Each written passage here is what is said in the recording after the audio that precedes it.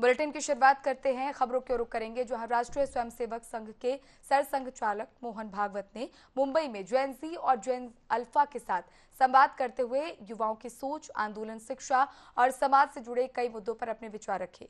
IIMUN की 15वीं वर्षगांठ के कार्यक्रम में उन्होंने कहा कि आज की युवा पीढ़ी पहले से अधिक देशभक्त और ईमानदार है।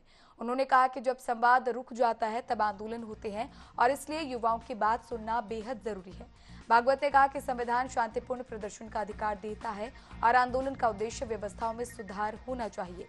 उन्होंने युवाओं को राष्ट्र विरोधी बताने की सोच का भी विरोध किया। साथ ही महिलाओं की समान भागीदारी, शिक्षा व्यवस्था में सुधार और संघर्ष के बाद संवाद की आवश्यकता पर भी जोर दिया। कार्यक्रम में 11 से 19 वर्ष के करीब 2000 छात्रों ने हिस्सा लिया।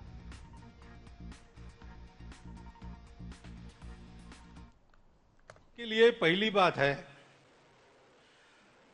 you have to lead from within, lead by example. तो लीडरशिप यानी टीम वर्क चलाना है।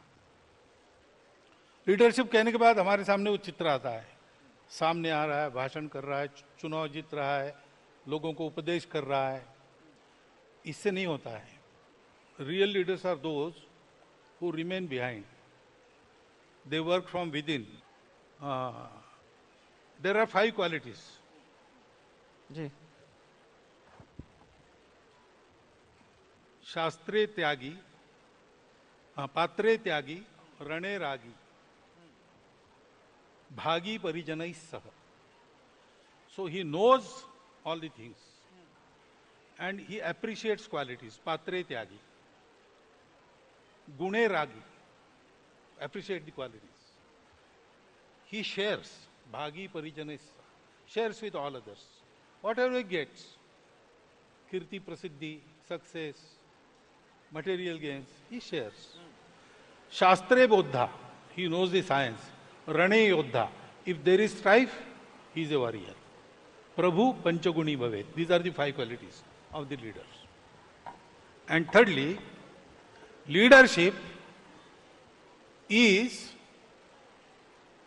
to lead people to light. Not only material, also spiritual. Leadership is to create leaders. It is not to lead myself only.